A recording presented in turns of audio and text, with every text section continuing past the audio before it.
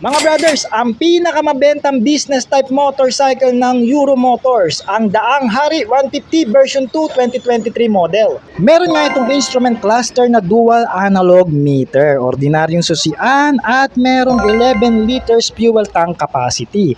Around 770mm ang kanyang seat height, 2.75 at 17 inches ang kanyang size ng gulong dito sa harap at gumagamit ito ng telescopic port dito sa front and also drum brake naman ang kanyang preno. Syempre, pantra bikes yan. Adjustable naman ang kanyang rear suspension dito sa likod. And gumagamit naman ito ng 3.0 at 17 inches spoke wheel dito sa likod and also drum brake din ang kanyang preno. Meron nga itong lakas ng kabayo na 12.7 horsepower. Okay? And meron siyang 150cc displacement.